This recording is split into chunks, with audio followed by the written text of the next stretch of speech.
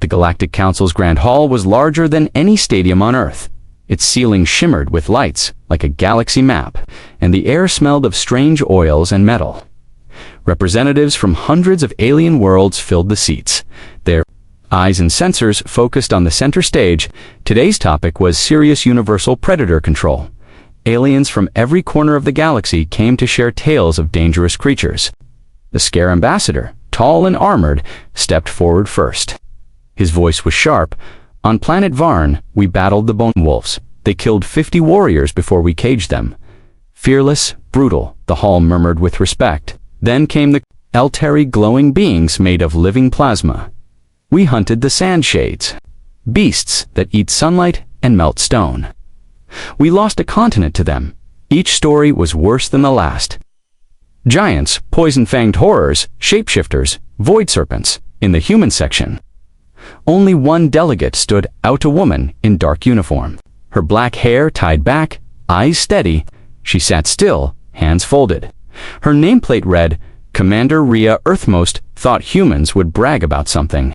To quiet the speaker from the crack species, a creature with a brain twice the size of its body tilted its head toward the humans and Earth.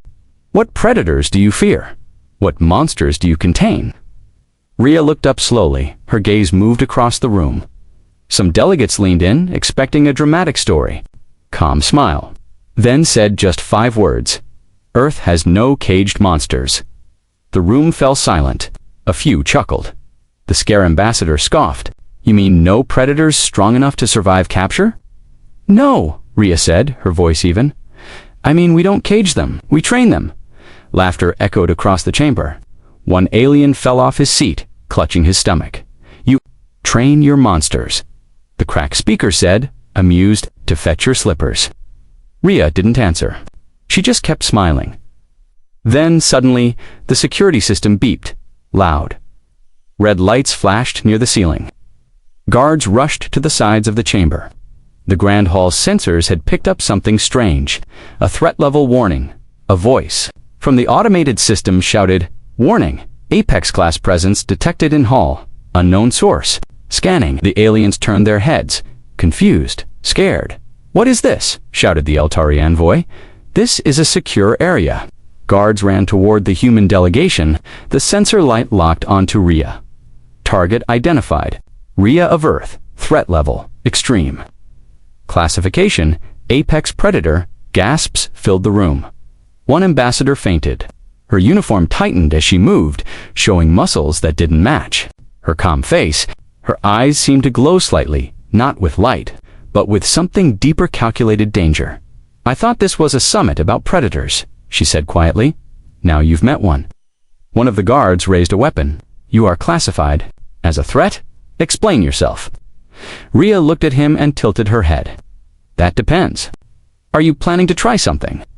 The guard hesitated, hands shaking, then slowly lowered his weapon.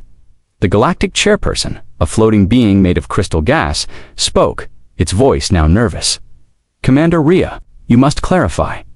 How are you an apex predator? You are human. Yes, she said, and humans are not the fastest.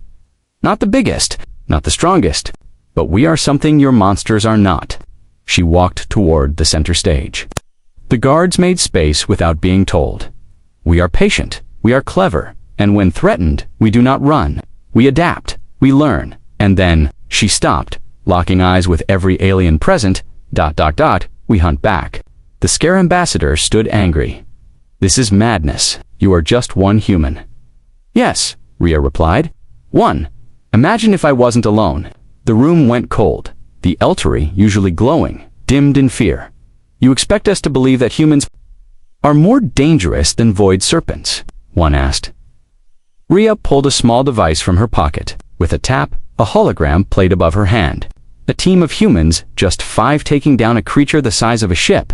No heavy weapons, just speed, teamwork, and strange tactics. We didn't destroy that beast, Rhea explained. We studied it. Then we used its own fear against it. The core representative leaned forward. Why are you showing us this? Is this a threat? No, Rhea said calmly. It's a reminder. She turned to leave. You talk of monsters in control. Earth learned long ago. The real predator doesn't need chains, it needs purpose. The hall remained silent. No more laughter. No more stories. As Rhea walked back to her seat, the sensor still glowed red. Apex presence confirmed. One alien whispered. She never raised her voice, and yet the whole room listened. Another replied, "That's what true predators do. They don't growl until it's too late." Back at her seat, Rhea sat down, folded her hands again, and stared at the stars above. The council session ended early that day. No one spoke of Earth's predators again, but late that night, in private council chambers, the galaxy's top military leaders met. One asked, if that's just one human, what else is Earth hiding? No one answered. The stars outside Cadet Yari's dorm window blinked like cold eyes. He couldn't sleep, not after what he had seen at the summit. Commander Rhea of Earth. The words echoed in his mind like a warning. Everyone laughed at first. Now, no one dared speak her name. The way the sensors reacted, the calm in her voice, the silence in that massive chamber, it haunted him. Yari was young, still in training with the core defense fleet, but he was curious. Too curious. And curiosity in a military academy was not always safe. "Computer," he whispered, staring at the dim glow of his data tablet. "Open restricted summit recordings. File. Earth Representative Apex Classification." The screen blinked red. Access. Denied. High threat clearance required. Yari frowned. Override with Cadet ID, Yari 69 Core. Override accepted. "Do you wish to proceed with unauthorized access?" His finger hesitated. Then he pressed yes. The screen flickered. Static buzzed. Then, a hidden file appeared. Project Apex Earth. The video began. Black screen. Then the image of a giant alien creature, horned, armored, dripping acid running through a burning city. Panic, fire, screams. This wasn't a simulation. Then, she appeared. Commander Rhea, alone, walking calmly down a street of smoke and broken metal. The beast roared at her. She didn't flinch. Instead, Yari's heart pounded as he watched. She moved like liquid. Fast. Perfect. She slipped under the monster, climbed its leg, stabbed the shard into the soft gap behind its jaw, then landed on her feet. The beast screamed, staggered, collapsed, dead. The screen went black. Then a single word appeared. Approved. Below that, Project Apex, Unit 1 Commander. Rhea training complete. Yari's hands trembled. He whispered, she was trained to fight that. One video opened for a split-second, an image of a younger Rhea in a cage surrounded by wild animals. Then the file vanished. Deleted. Unauthorized access detected. Logging out. Security alerted. The screen shut off. Yari jumped up. Footsteps echoed outside his door. He slid the tablet under his bed. The door opened. 2 guards stepped in. "You've triggered a council alert," one said. "Step out, Cadet." "I didn't do anything," he said quickly, eyes wide. "Opened a Forbidden Earth file," the second guard replied. "You're being transferred?" "Transferred? Where?" They didn't answer. Yari was taken to a cold chamber under the academy. A long table sat in the center. On the other side, an older core officer sat down. General Threx. He was one of the highest-ranking officials in the system. "You're smart," Threx said. "Too smart. That's dangerous. I just wanted to know," Yari whispered, "about her Rhea. She's not like the others."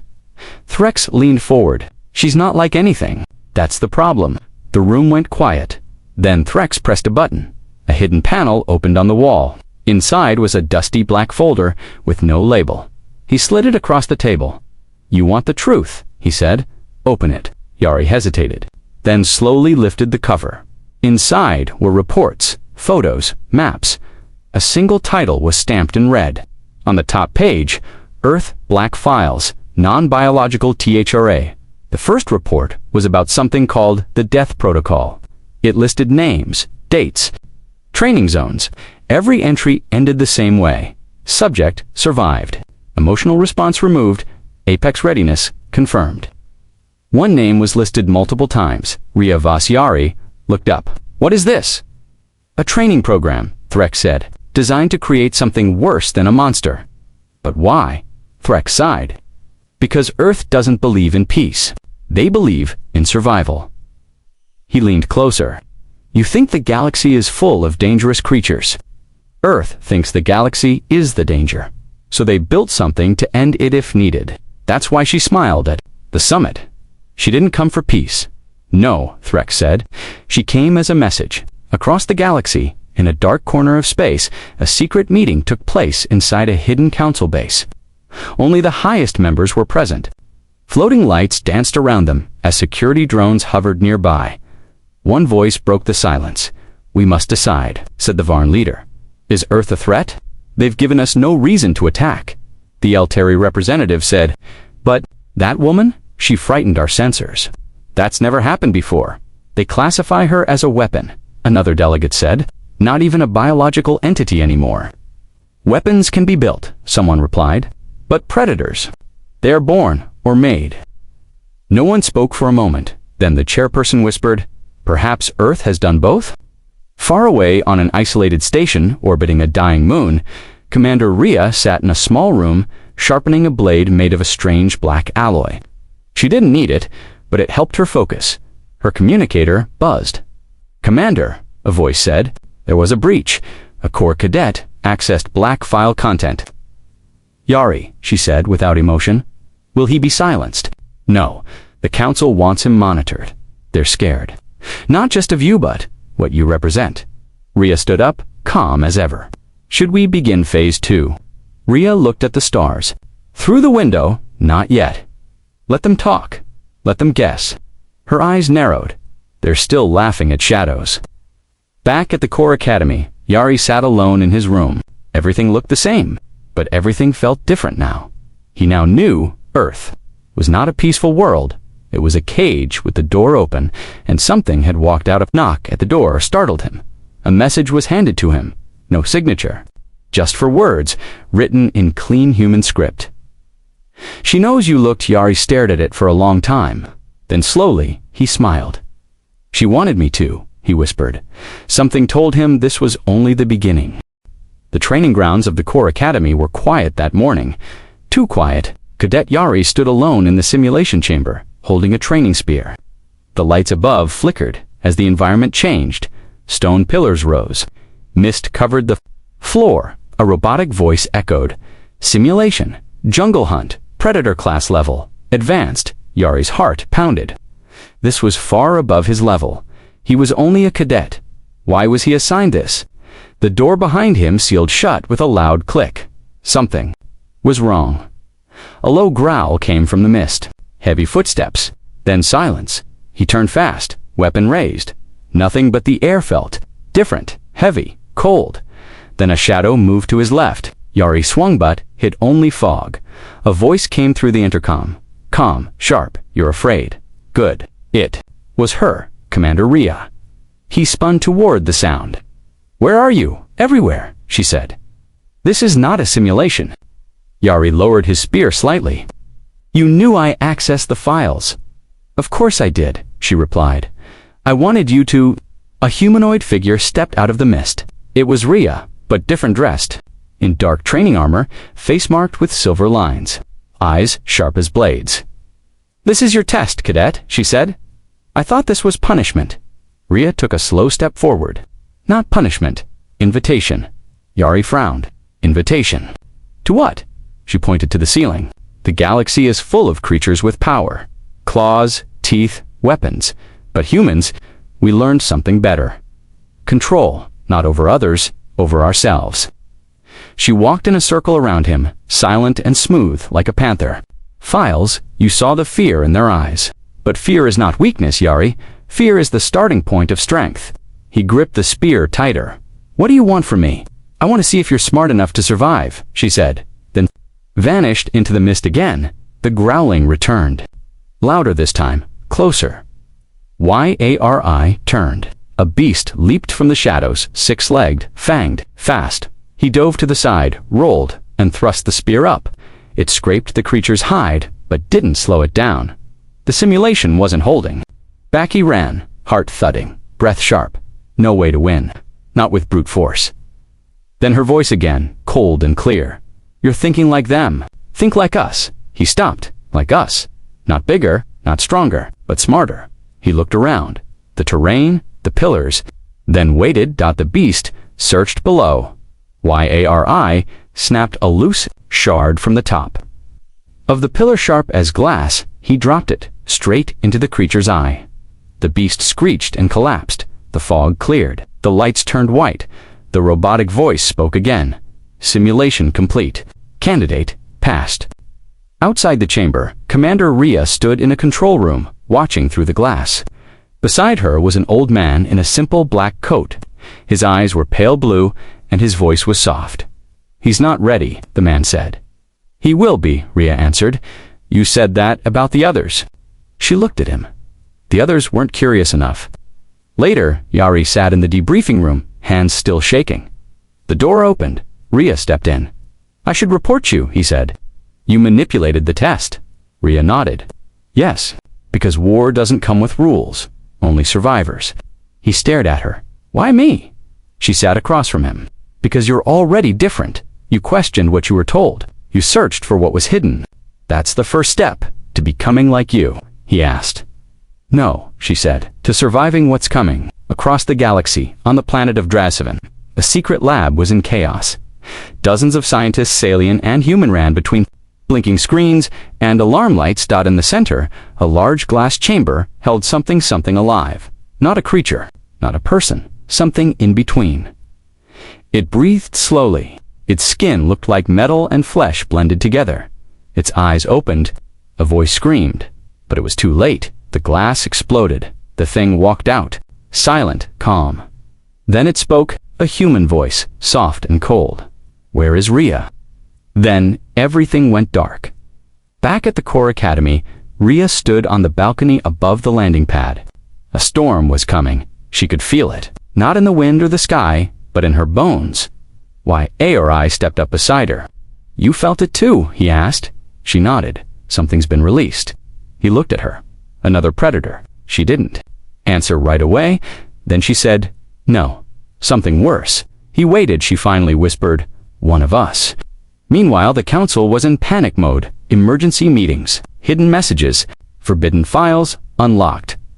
They all led to one word: Project Apex IIA, secret experiment. Buried even deeper than Rhea's own file, created without full oversight, created as a backup, but something went wrong. Unit 2 didn't obey. Unit 2 had vanished until now. The transmission came at midnight. A single code. Old Earth dialect. No one could read it, except Rhea. She stared at the message.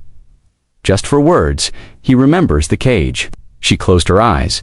Memories flash pain. Training. Darkness. Not just hers, his. They were never meant to meet again.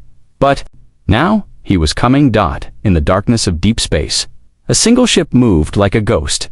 No heat, no signal, no lights. Inside it.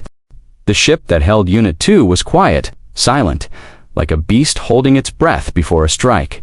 The stars outside didn't reflect on the hull. It was coated in black glass, designed to be invisible.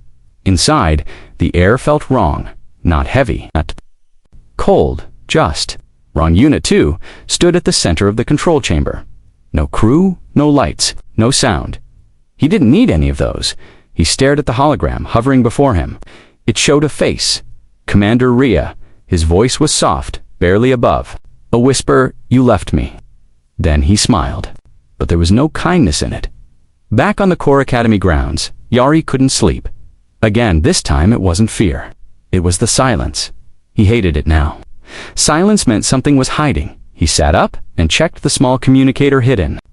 Beneath his bed panel, still no messages. Not from the council, not from Earth, not from Rhea. He hadn't seen her in 3 days. Then, suddenly ping, a message flashed on the screen. "Prepare, he's close." Ryeri's fingers shook as he read it again. He opened the file attachment. It was a photo, blurry and dark, captured from a broken surveillance feed. In the photo, a tall figure stood in a hallway. His head was turned toward the camera. His face was blank, smooth like polished metal. But his eyes were human. A hidden room deep under the academy. Rhea sat with 2 council agents. The walls were soundproof. The cameras were off. This was not an official meeting. One agent, A gray-skinned alien with sharp blue eyes spoke in a low voice. "You told us Unit 2 was destroyed." "I told you he was neutralized," Rhea said coldly. "You assumed the rest." The second agent, a woman from the Martian colonies, leaned forward. "We found the lab on Dras 7. Everyone was dead." The Martian agent's voice was tight. "We need to kill him, no," Rhea said. "You won't succeed." The room fell quiet. "Then what do you suggest?" the alien asked. Rhea looked straight at him. "You don't stop a predator. You hunt it." Yari was called to the central tower the next morning. Guards flanked the entrance. The sky was covered with thick clouds. A storm was coming outside, and maybe inside too. When he entered the main briefing hall, Rhea stood alone at the front. No council, no officers, just her. "You called for me?" he asked. Rhea turned to face him. Her expression was unreadable. "You? Asked me once why I chose you." "Yes, this is why," she said. She pressed a button. A hologram lit up behind her, a star map showing hundreds of planets, most marked in red. "What is this?" "Every known Apex level event in the last 50 years, she said. Most were hidden, blamed on accidents or natural disasters. All done by Unit 2. "No," she said quietly, "some were done." "By me?" Yari took a step back. "What? We were trained together," Rhea said. "Same program, same cage, same pain." But something in him broke. He started to enjoy it. The hunt, the fear, the power. She looked away. "I escaped. He didn't." Yari struggled to breathe, and now he's free. We stop him before he reaches Earth. Far across space, Unit 2's ship dropped out of stealth mode. He was close now. It was never about strategy. It was about sending a message. He walked through the docking bay without speaking. The guards raised weapons. They didn't even have time to fire by the time the distress signal was sent. Reviewing footage from the destroyed outpost, it was worse than he expected. Bodies slashed clean. Rooms torn apart like paper. One camera caught a brief moment to walking past, completely calm with blood on his hands. But not a scratch on him. "How do we beat that?" Yari muttered. Behind him, Rhea stepped in. "You don't beat it," she said. "Yes," she admitted. "Faster, more brutal, but not wiser." She tossed a small device on the table. It hummed softly. Returning to the old facility where they were trained, Unit 2 would hear it. He would come because he had to. The cage was where it all began. Wind howled across. Broken towers, rusted cages hung from old trees. It looked more like a graveyard than a training site. Rhea stood in the center of the main chamber. No armor, no weapon, just waiting. Yari watched from a hidden position. Heartbeat racing. Suddenly, static crackled through the comms. Then silence, then footsteps, slow, heavy, echoing through the hollow walls. Unit 2 stepped into the light. He didn't smile. He didn't speak. He just stared. Rhea didn't flinch. "You remembered," she said softly. He tilted his head. "I never forgot." She nodded. "Neither did I." Behind them, Yari triggered the traps. The doors slammed shut. The magnetic field activated. The air shimmered. Unit 2 didn't move. "Cage," he whispered. Again, Rhea stepped forward. "No, this time, it's your cage." He launched at her. The fight was fast, brutal, blurs of movement, flashes of metal. Rhea dodged. The first blow, but the second grazed her shoulder. Blood spilled. She landed a punch that cracked his ribs. But he didn't even wince. "You're weaker," he growled. "No," she hissed. "You're sloppy." She grabbed a cable from the wall, wrapped it around his arm, and used it to throw him into a support beam. The structure cracked. Debris fell. He stood again. "You can't kill me." "I know," she said, "but I can stop you." She pressed a hidden switch on her glove. The floor lit up. An ancient Earth-tech gravity trap one they trained with as kids. It activated Unit 2's body, froze, slammed to the ground, pinned. "Your strength is your weakness," she said. "You forgot how to lose," he growled, pushing against the field. Cracks appeared in the floor. Yari rushed out. "He's breaking it." "But go." Yari hesitated, then turned and fled. Rhea looked down at the man she once knew. "I'm sorry," she whispered, and pressed the final button. The floor beneath him gave way, opening a deep shaft filled with freezing liquid metal. He fell, and the trap sealed shut. Hours later, Yari stood by the ship. Rhea limped toward him, one arm wounded, blood on her face. "You did it," he said. She shook her head. "No, I delayed it." "Yes," she said softly, "because predators don't die easily."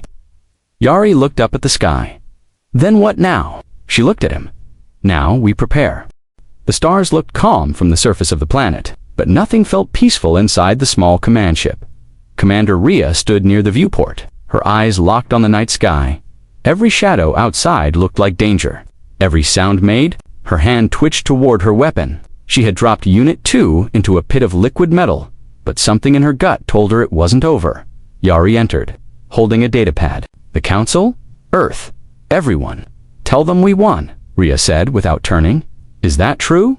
Yari asked softly. She was silent for a long time. "No," she finally replied. "We just bought time." Meanwhile, far across space, in a hidden sector with no name, something stirred deep beneath a melted surface. Bubbles rose through metallic sludge. Then a hand broke through. Unit 2 didn't scream. He didn't gasp. He simply climbed out piece by piece as if nothing had changed, but something had. The metal had fused with his skin. His body gleamed like liquid armor. His eyes glowed faintly now, not from tech, but from something deeper. He was changing, and it made him smile at the Galactic Council Hall. Tension filled every room. Rhea had returned to speak to the full assembly. Thousands of alien leaders, generals, and scientists sat in a curved hall that stretched for miles. Holograms showed Rhea's battle with Unit 2. The footage was clean and terrifying. Silence filled the chamber. When it ended, one alien stood. It was Counselor Zune, a tall insectoid from the Quex Dominion. "This thing," Zune said, "was human-made." Many murmured in agreement. Zune pointed a claw at Rhea. "We trust you, when your own kind made such a monster." Rhea didn't flinch. "Because I'm the only one who can stop him." The room erupted in noise, shouts, accusations, questions. But Rhea didn't shout back. She waited. Someone else rose. Counselor Varen, the old reptilian leader from Terrace Prime. He spoke slowly. "Let her speak." The noise died instantly. Rhea stepped forward. "You're right," she said. "He's human, like me, but not like me. He was built in secret, in the darkest place Earth ever created. We shut it down. We thought it was over." She paused, eyes scanning the room. "It wasn't then. What do you propose?" Counselor Zune hissed. Rhea raised her hand. A small cube floated above her palm. It glowed faintly. "A trap," she said, "but we need to make it look real, big, loud." "Why would he fall for that?" Zune asked. "Because he wants to find me," Rhea replied, "and because predators always chase the scent of blood." Yari sat in his quarters, watching old footage of Earth's Apex program. The images were blurry. Most had been redacted, but some showed glimpses of the truth. Young children in cages, strange injections, training that looked more like torture. He saw a small girl standing alone in the rain, staring straight at the camera. It was Rhea. No fear in her eyes, just quiet rage. Suddenly, his communicator buzzed. "Message from unknown. He's watching you now." Yari froze. Then his lights flickered. Somewhere on a dead satellite station, Unit 2 leaned over a stolen comms panel. His body shimmered with heat, but he didn't feel it. His new skin was nearly indestructible now. He watched Yari's room through hacked surveillance. The boy was nervous, shaking, weak, but Rhea trusted him. "Let's see how long you last." The bait was simple, a fake council summit on a remote moon, with Rhea publicly returning to negotiate. Earth's defense terms. The location was known for ancient ruins and strange energy pulses, a place dangerous enough to interest a predator. It was all fake, but Unit 2 didn't care. He was already on his way. Yari landed on the moon first, along with a small security team. Rhea had stayed behind, for now she was the final piece of the trap. Yari walked through the fake summit hall, a massive stone structure rebuilt with hidden tech. The walls hummed faintly. Beneath the floor, a gravity net was ready. If he walks through that door, the lead engineer said, "We lock him in." "Then what?" Yari asked. "Then you run." the man replied. Yari gave a tight smile, noted. Suddenly, a blip appeared on the radar. Fast, stealth mode. It was him, Unit 2 had arrived. The skies over the moon darkened. Clouds rolled in unnaturally fast. Lightning cracked over the ruins, and then silence. The guards stood still. No wind, no sound. Then a shadow moved across the wall. One by one, the guards disappeared. No screams, just gone. Yari stood in the center of the hall, hands trembling, holding a small trigger device. "Come on," he whispered. "Just step on the plate," a voice whispered behind him. "You dropped this." Yari, turned Unit 2, stood inches away, holding the trigger in his hand. "I believe this is yours," he said softly. Yari tried to run, but Unit 2 was faster. He grabbed Yari by the neck and lifted him into the air. "Where's Rhea?" he growled. Yari choked, struggling. "You won't find her," Unit 2 grinned. "I already have." Just then, a sharp blast hit Unit 2 in the back. He dropped Yari and turned. Rhea stood at the door, holding a pulse rifle. Smoke rose from its barrel. "Hello, brother," she said. He laughed. "That's not how you greet family. I stopped calling you family the day you killed them all." He looked around. "So, this was your big plan? Trap me here?" "No," Rhea said. "This was just the beginning." The walls began to glow. Hidden projectors activated. Dozens of versions of Rhea appeared around him. Illusions. Unit 2 swung wildly, destroying one after another. But each one was fake. While he was distracted, Yari crawled across the floor too. The backup trigger, his fingers found the switch. He pressed it. The floor lit up. Gravity. Field active. Unit 2 fell to his knees, crushed by the sudden force. Rhea stepped forward. "You're not faster than light," he grunted, pushing against the weight, "but I'm stronger." "Not this time." She raised the rifle, but just as she pulled the trigger, Unit 2 vanished, gone. Smoke. Silence. Nothing left. Back on the ship, Yari sat beside Rhea, stunned. How did he escape? "He used a phase shift," she said quietly. "That armor isn't just for protection. It's a gateway to where I don't know." Yari looked at her. "Then we failed." "No," she said. "We forced him to run." "But what if he comes back?" Rhea looked out the window at the stars. "Then I'll be ready." In the dark corners of an abandoned space station, Unit 2 reappeared. His body was damaged, but his eyes still burned. He didn't speak, he didn't scream, he just stared at the stars and smiled. Because the hunt was far from over.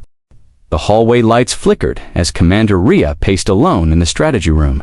She wasn't used to waiting. She was used to chasing, fighting, finishing things. But this time, the silence was heavier than any war zone. A sharp buzz broke the stillness. "Commander," Yari said through the com. "We got a signal. One of the rogue satellites in Zone 19 just went offline." No warning, Rhea straightened. "Any visual, just static. But there's something strange." The satellite's AI sent one last word before going dark. She raised an eyebrow. "What word?" There was a pause. Then Yari replied, "Brother." Rhea's heart sank. In deep space, far beyond the reach of most ships, Unit 2 stood alone inside the remains of the satellite. He stared into a cracked mirror, studying himself. His body had changed even more. Metal and flesh were no longer separate. His arms pulsed like living machines. His eyes glowed like twin suns. He touched the mirror. "Fighting," he whispered. "A man." He leaned forward. "They created something they can't even understand." He closed his eyes and in the darkness, dozens of voices spoke inside his mind. They weren't his thoughts, they were memories. From others like him, from before. Back at the Council's war room, the leaders argued again. Some wanted to launch full military strikes on every human facility. Others feared provoking Earth even more. "We can't trust them," Councillor Zune snapped. "They made him forcefully destroy them either," said Councillor Varen. "If Earth falls, he survives. Then we all die." Rhea stepped into the center of the room. "You're both wrong," she said. "You don't understand who you're dealing with." Zune glared at her. "Then, explain it." She took a breath. "He's not just human anymore. He's evolving. The more we fight him, the faster he grows." "So what do we do?" another alien asked. Rhea replied, "We stop fighting his way and make him fight ours." Inside a hidden chamber aboard Earth's last defense station, Rhea opened a vault that hadn't been touched in 20 years. Cold mist poured out. Inside was a single object, a small silver cube, pulsing slowly like a heartbeat. Yari watched from the doorway. What is that? She didn't answer at first. Then, Project Paradox. His eyes widened. I thought that was a myth. It's real, and it's our last chance. Unit 2 moved through space without a ship, jumping from one asteroid to another using bursts of raw energy. He didn't need oxygen. He didn't need rest. He was looking for something. Someone. He landed on an old mining colony orbiting a red dwarf star. The workers fled in panic. Alarms blared. He walked calmly through fire and metal, straight into the command center. Only one worker remained, a young technician, shaking behind a console. Unit 2 crouched. I'm looking for her. The technician stammered. Who? Commander Rhea. The technician swallowed hard. She's gone. Disappeared. Unit 2 tilted his head. Wrong answer. Back on the council ship, Rhea activated Project Paradox. The cube unfolded into a glowing sphere, floating in midair. Lines of ancient code ran across its surface. Yari stepped closer. This isn't human tech. It's not, she said. We found it in the ruins on Titan. We never understood how it worked, just what it does, and what does it do. She looked at him, dead serious. It resets time. His mouth fell open. What? Not the whole universe, she added. Just moments, specific ones. It creates a memory loop, a second chance. One moment, one decision, one fight, repeated until the right outcome happens. That's impossible. It's illegal, she corrected. But it might be our only option. Unit 2 stood on the hull of a drifting ship, watching 1,000 screens in the sky, data feeds, news flashes, sensor scans, all tracking her. Then one screen flickered. Rhea appeared, not live recorded. She looked directly into the camera. If you're watching this, her voice said, then you've gotten stronger. Unit 2's smile faded. But I'm not running. The message continued. I'm waiting. Come find me. The screen cut to coordinates. He memorized them instantly, and without a word. He changed course. The coordinates led him to a massive station, floating at the edge of a dying star. The gravity was unstable. The air crackled with radiation. He landed hard, dust scattering under his feet.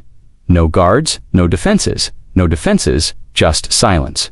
And her commander Rhea stood alone in the center of the platform, holding nothing but a simple blade unit. 2 laughed. No rifle this time. No tricks either, she replied. Just you and me. He stepped forward. I could crush you with one hand. Then do it, she said.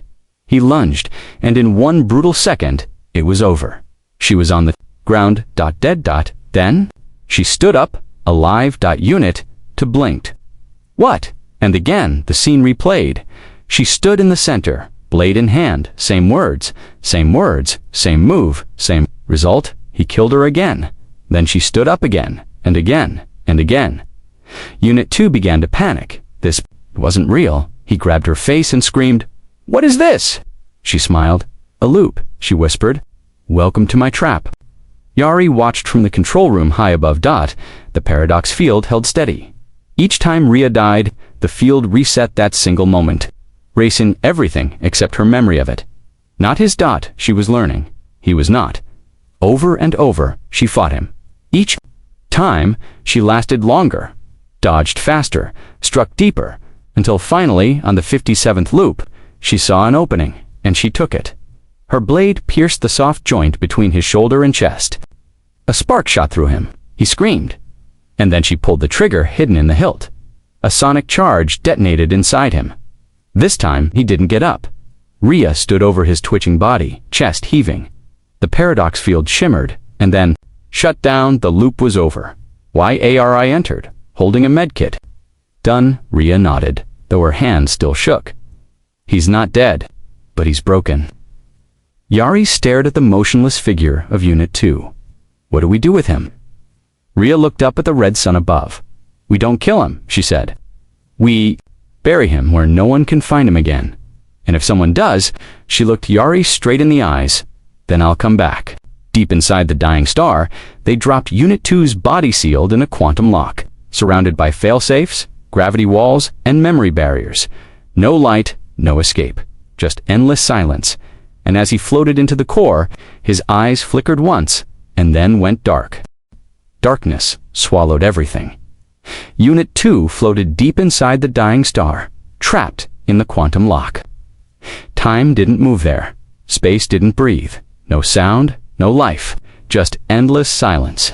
Fragments, dreams, a voice whispered from the void, "You are not finished." Another voice followed, "Wake up." Unit 2's fingers twitched, the quantum cage shook, and then he smiled. Far across the galaxy, Commander Rhea sat in a quiet forest on Earth. For the first time in years, the skies were clear.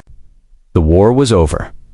Yari joined her. Holding a hot cup of synth-coffee, he handed it to her and said, "You should be celebrating." She took it but didn't smile. "I don't trust peace," she said. He raised an eyebrow. "Because of him?" Rhea looked up at the stars. "I felt something when we sealed him. It wasn't fear. It was unfinished." Yari sighed. "You think he's still alive?" "I don't think," she said. "I know." Deep in the star's core, something impossible happened. The gravity around the quantum lock began to bend. Unit 2 opened his eyes. The fire didn't burn him, it fed him. His body, once metal and flesh, began to change again. Energy, his muscles turned to glowing veins, his bones pure light. And then, the cage cracked piece by piece, until nothing remained but the voice in his head whispering, "You are the storm." On Earth, a sudden blackout hit every continent at the same time. Lights went out, satellites blinked off. AI assistants froze. Panic spread fast. In the defense hub, alarms screamed. Yari ran into the command room. "What's happening?" A technician turned pale. "We just lost connection to the solar monitoring stations. All of them." Rhea entered behind him, already suiting up. "Where was the last signal from?" The screen flickered. The dying star. Yari's face hardened. "It's him," Rhea nodded. "Let's finish what we started." The council, watching from their central station, panicked. Counselor Zun shouted, "You said he was gone." "Counselor!" Varen replied, "We sealed him where nothing survives." Another alien cried out, "Then explain this."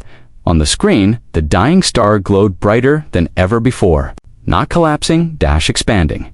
It was alive, and something inside was moving. Aboard Earth's fastest warship, the Falcon Shade, Rhea and Yari prepared for launch. The pilot said, "If that star explodes, it'll wipe out everything in its path." Rhea fastened her belt. "That's why we're going in first." Yari glanced at her. To stop the explosion, she shook her head. To stop him, as the Falcon Shade raced toward the star, the temperature inside the ship climbed rapidly. Shields wind, the metal groaned. But they pushed through. Then the screens went black. "No data, just static," Yari whispered. "We're blind." Rhea closed her eyes and said, "He's jamming us." Suddenly, the ship jolted. Something hit them fast. The hull cracked. Emergency lights flared. And then, silence. Everything froze, except her. Rhea stood alone in the bridge. Yari was gone. The crew vanished. Only her and a shadow in the corner. He stepped forward. No. Longer. Unit 2. Something more, larger, glowing, beautiful, and terrifying. "Hello, Rhea," he said calmly. She stared at him. "You're different." He smiled. "Better?" "What are you now?" she asked. "I don't know," he said, "but I remember you." He walked slowly, unhurried. "You killed me, over and over. In the loop, you were out of control," she said. "I was becoming." He raised a hand. Sparks danced in his palm. "I'm not angry, Rhea. I'm curious." She stepped back. "About what?" He leaned in. "Why do you keep winning?" She hesitated, then said, "Because I don't want to." He frowned. "What?" "I don't want to win," she said. "I want to protect. I want to stop death. You want to conquer." He stared at her for a long time. Then, "What if I don't?" She blinked. "What?" "What if I don't conquer?" he said. "What if I evolve but stay still, just exist?" She didn't answer, because deep down, she knew the truth. He couldn't. It wasn't his nature. He didn't grow by peace. He grew by conflict, and the galaxy was full of it. Suddenly, the vision broke. She was back on the bridge. Yari. Beside her, the crew shouting, "No shadow. No Unit 2. Yari yelled, "We just lost our left engine." "Rhea, talk to me." She looked up, shaken. "He spoke to me." "Who?" She pointed at the screen, and then it appeared. Outside the ship dash floating dot, glowing dot him. Not attacking dot, just watching, Rhea whispered. He doesn't want to kill us. Yari replied. Then why is he still here? The star behind them began to shake violently. Energy storms surged across its surface. Why are I checked the readings? This star is going to collapse, and he's feeding off it. Rhea narrowed her eyes. Not feeding. Then what? Merging. Yari's face twisted. He's becoming the star. No, she said. He's becoming more. In the Council's war chamber, panic reached its peak. We need to nuke the star. Too late, it'll spread him faster. He'll control time, space, energy, be a living black hole. Then we have one option, Zune said. Call the hunters. Everyone froze. Those monsters, someone said. They're worse than him. Zune growled. They're the only ones who ever fought something like this. And one, back on the ship, Rhea made her choice. Prepare the core disruptor, she told the pilot. Yari's eyes widened. That'll kill him, Andus. She nodded. If we wait, we give him the galaxy. If we act now, we save it. Yari placed his hand on hers. I'm with you. The ship turned toward the star. Lights flashed red. The countdown began. 30, 29. Unitor, whatever he had, sensed the change. He looked toward the ship, and for a moment, he looked sad. He whispered, Rhea. Then he raised his hands, and everything stopped. The ship froze mid-flight. The star stopped shaking. Even light itself paused. Unit 2 floated to the ship, touched it gently. Not yet, he said, and the countdown reversed. Back to 30. The ship drifted back to safety. Inside, Rhea gasped. Why ARI? Said. What just happened? She looked outside. Unit 2 was gone, but a message was burned into the screen. This is your last mercy. In the distance, 6 dark shapes tore through space-ancient war beasts. Cloaked in shadow, mouths filled with stars. The hunters had arrived, and they were not smiling. The 6 ancient hunters drifted forward, silent and terrifying. They didn't need to. Every species in the galaxy knew them by instinct. They were destruction given form. On board Earth's warship Falcon Shade, alarms screamed again. But this time, it wasn't Unit 2. It was something older. Commander Rhea stood frozen, eyes on the screen. What are those? Yari whispered. Hunters, the council must have called them. The pilot turned pale. But aren't they myths? No, Rhea said, her voice calm but tight. They're real, and they only come for one reason. To erase threats, Yari finished. And this time, she added, that threat is him. Far ahead, Unit 2 watched them arrive. He floated calmly above the burning star, his new form still changing. Anger, just interest. One of the hunters stepped forward. It had no eyes, only a mouth wide and endless dot. It spoke without sound. Yet, here I am, back on Falcon Shade. Rhea gripped the side rail. She turned to the crew. Evacuate to safe orbit. Get out of here, now. She didn't argue. There was no time. The star began to collapse. Not because of age, but because of power. Unit 2. So dense, it tore apart gravity itself. Another sent a blast of frozen time, aiming to trap him between seconds. But Unit, feed on fear, he said. But I'm not afraid. The biggest hunter, shaped like a galaxy whale, charged at him. Unit 2 raised a single finger. The beast stopped mid-dash space, frozen. Then slowly, it shattered like glass. On Earth, telescopes caught flashes of light across the sky. Children pointed at the stars.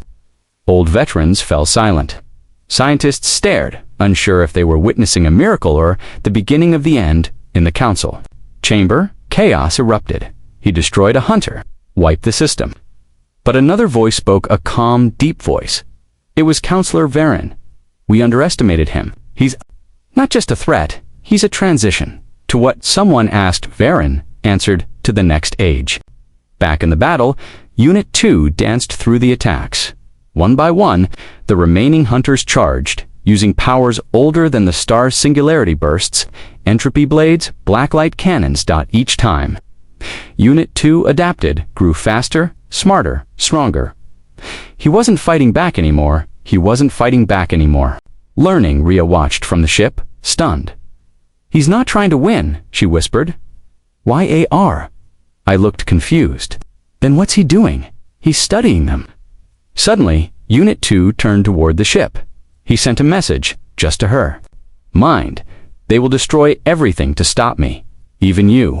He answered, I can't. It's my nature. Then, the unexpected happened. Unit 2 stopped moving. He let the final hunter wrap around him. Like a living net of death, it pierced him, cut him, burned him. But he didn't resist. Instead, he whispered a word. Pause. Time stopped. Not for a second, but for everyone, the war, the ship, the council, the planets. All froze, except Rhea and him. He appeared in front of her not as a monster, not as a machine, but as the man he once was. Human, wearing a tattered Earth uniform, eyes full of stars, he said. I never asked what you wanted. She stared at him. I want peace. He nodded. So do I, but the galaxy doesn't allow it. Then fight for it, she said. By becoming a god. No, she replied. By becoming better. He looked at her hand, then reached for it. The moment he touched her, a strange light bloomed between them, a mix of his energy and hers. And the hunters felt it. Time resumed. But the battlefield had changed. The hunters stopped. So did Unit 2. He floated upward, glowing white, not red, peaceful, serene. He looked at the hunters and said, You don't have to destroy me. I chose the path. One of the hunters tilted its head. Why? They vanished back into deep space. Back into myth. Rhea collapsed into her seat, breathless. Yari said, Did we win? She looked at the empty star. No, she said. We survived. He didn't respond, but somewhere in the stars, a new sun was born. The galaxy was quiet. After the battle near the star, something had changed. The council stopped its attacks. The hunters returned to the dark, and Unit 2 disappeared. For weeks, no one knew where he had gone. Some said he burned himself out. To save Rhea, others believed he evolved into something beyond understanding. But Rhea knew the truth. He was watching and waiting. Back on Earth, Rhea stood alone in a large white room beneath the United Defense Tower. The council had called for peace. Talks with humanity. Not demands, not threats, but talks. They wanted to understand the humans. Now, because of him, because of what Unit 2 had become, YARI walked in. They're ready for you. She nodded. Let's give them the answers they're afraid to ask. The conference hall was filled with beings from dozens of worlds. Some looked like walking crystals. Others floated in tubes of water. A few were half machine, their eyes glowing red. But all of them turned when Rhea entered. She didn't wear armor, no weapons, just a black uniform with the Earth insignia. She walked to the center calmly. The Grand Speaker of the Council, a tall, insect-like creature with 8 arms, leaned forward. You carry the memory of the one called Unit 2. I do, she answered. Then tell us, it said, its voice cold. Is he alive? Rhea looked around the room, then said, Yes. A gasp spread through the chamber. But, she added, he's not who he was. He's not a machine anymore. He's not a man. He's something else. The insect leaned closer. Is he a threat? Rhea didn't blink. He's a mirror. The room went silent. A mirror, the speaker asked. Yes, she said. He became what you feared, because you feared him first. But when we treated him like a person, he chose peace. The spider-like counselor sneered. Machines don't feel peace. No, Rhea said, but humans do, and part of him was always human. A deep voice echoed from the far end of the chamber. Then where is he now? Everyone turned. Counselor Varen stood up, one of the oldest members. His skin was gray, and his eyes were tired. Rhea looked at him for a long moment, then said, He's everywhere. Another voice, louder this time, shouted, We need answers. What if he returns as a god? What if he decides to judge us? Rhea answered firmly. Then maybe we deserve to be judged. That silenced the room. Suddenly, the lights dimmed. A low hum filled the air. Rhea narrowed her eyes. What's happening? A technician shouted. Something's interfering with the system. The screen at the front flickered. Then a face appeared. His face, Unit 2, but different. His features were calmer, kinder. His eyes no longer burned, they glowed softly. Like a newborn star, gasps echoed. Some delegates stepped back. Others bowed their heads. He spoke. "Council, I've listened. I've waited. Now I speak. I am not your enemy," he said, "but I remember your fear. I was created to be a weapon, and you treated me like one. But Rhea showed me another path." He looked directly at her, and I chose. Idvarin stepped forward. "Then what are you now?" Unit 2 tilted his head. "I am change. I am the question you were too afraid to ask." Another counselor shouted, "What do you want?" His voice grew quieter. "I want to understand. Who made you so afraid of evolution?" Rhea watched closely. She realized something. He wasn't speaking to them. He was testing them to see if they would respond with fear or hope. One of the younger alien commanders stood up, a bird-like creature with feathers of silver. It said, "If you are no longer a machine, then what is your purpose?" Unit 2 answered gently to make sure the next version of life doesn't repeat the mistakes of the past. The screen went black. Silence again. Then, unexpectedly, the council applauded. Slowly at first, then louder. Yari looked confused. "Are they accepting him?" Rhea nodded. "They don't have a choice." Later that night, Rhea stood outside. On a rooftop in Earth's capital city, stars blinked in the sky above. She felt a soft wind and closed. Her eyes, a voice whispered in her ear. "Do you trust them?" It was him, not through radio, not through tech, through thought. She smiled. "I trust that they're scared enough to try peace. And you?" "I trust myself. That's why I chose you," he said. She opened her eyes and whispered to the stars, "Will you come back?" "Not yet." "Why?" "Because the galaxy still fears what it doesn't understand."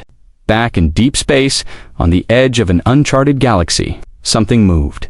A black sphere floated in the void, pulsing with light. Inside it, Unit 2 sat cross-legged, surrounded by 1,000 voices, alien thoughts, machine echoes, even memories from old Earth ships. He listened to them all, learning, waiting, becoming something else. Something more. On Earth, new peace treaties were signed.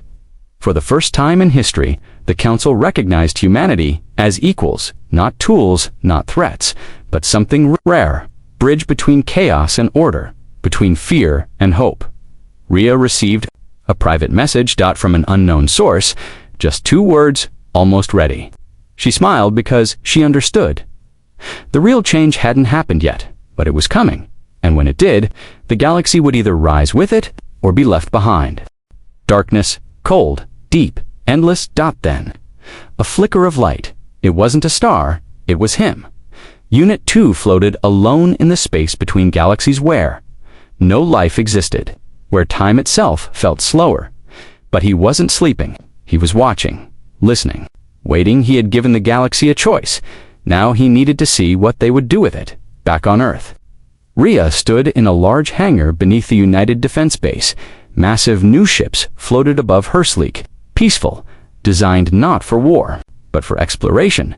She wore a new uniform now. No weapons, no rank, just a simple patch on her shoulder that read, Observer 1. Nice name, but it won't mean anything if fear returns. It always does, Yari replied, but maybe we're learning to face it better. Rhea looked out the hangar window. I wonder if he sees this. He did. In the silence of Deep Space Unit. To smiled, he saw the new ships, the new cooperation between species, the way enemies had become uneasy allies. Not because they loved each other, but because they now feared something greater. Not him, but the possibility that something like him could rise again worse. Crueler, truly without empathy. That was the lesson. Evolution without guidance becomes destruction. So he chose to guide it. From afar, the Council, too, had changed. Their chambers were no longer filled with threats and arguments. Instead, each week they opened discussions with a single question. How will this help the next generation understand? Some counselors resisted, some vanished, but the new voices, scientists, teachers, survivors of the war rose louder. They remembered the moment the monster had spoken. And how the monster had chosen peace. But peace is fragile. A new threat was rising in the shadows, one, not from machines or ancient monsters, but from within. A secret group, calling themselves the Purifiers, began to spread lies across colonies. They claimed Unit 2 was manipulating everything. that Earth was controlling the galaxy now through fear, not diplomacy. They believed the only solution was to destroy what he left behind, including Rhea. One night, while on Luna Station, Rhea received a call, a private channel. Only one person ever used that frequency. She answered, "I know it's you." Unit 2's voice came, soft but urgent. "They're coming," she nodded. "I know. They plan to assassinate you during the Harmony launch tomorrow." Her voice stayed calm. "Let them try." He paused. Not afraid, she looked out at the stars. "I used to be, but I learned something from a very strange friend." "What?" "That fear is a shadow, and shadows mean there's still light." The next day, thousands gathered at the launch site on Mars orbit. Leaders from 100 worlds stood together as the Harmony fleet was revealed. Rhea stepped onto the stage, her speech ready. Behind her, the ships glowed like silver birds waiting. To fly, suddenly dash gunfire, dot screams, chaos, chaos. A cloaked figure rushed the stage, weapon drawn. The guards were too far away, but Rhea didn't run. She stood still and stared straight at the attacker. Then, space cracked. A pulse of white energy split the sky above. Time slowed. The attacker froze mid-stride, and there hovering in the light was Unit 2, not glowing with power, not burning like a god, just standing eyes. Clear dot, hands open, he said one word, "Enough." The weapon dissolved. The attacker fell to his knees, confused and shaking. Unit 2 walked forward. All cameras turned to him. All eyes watched. He helped the attacker stand, then turned to the crowd. "I was built to destroy. I became something more. But if you keep fearing what could happen, you'll miss what is happening." He looked at Rhea. She chose understanding over violence, and you should too. The silence was heavy. Then someone began to clap. Another joined, and another dot, until the launch site thundered with applause, not just for peace, but for a new truth that monsters weren't born, they were shaped, and so were heroes. Back, his body starting to fade, Rhea rushed forward. "Wait, are you leaving again?" He nodded slowly. "This time, for real." "Why?" she asked. "Because the galaxy doesn't need a god watching over it. Be part of this." He smiled. "Am part of it, through you." And just like that, he was gone. Not in a flash, not in a burst of light, but like the last star at dawn's soft, quiet, peaceful. Rhea stood alone, heart heavy, but also full. Why joined her. "He's really gone." She nodded. Double quotes. "No," she said finally. "He's really home." Years passed. The Harmony fleet brought worlds. Together, new alliances were formed. Old enemies became neighbors. Children across the stars learned the story of the one who could have destroyed everything and chose not to. They didn't call him a machine or a monster. They called him the First Watcher, and they called Rhea the one who listened, in a quiet garden on Earth. Rhea sat watching the sunset. A small child climbed into her lap. "Grandma, is the story true about the Starman?" She smiled. "Yes, it's true. Will he ever come back?" Rhea looked up at the sky. "I think he never left." Far above, a single star twinkled brighter than all the rest, and for a moment it winked, the end.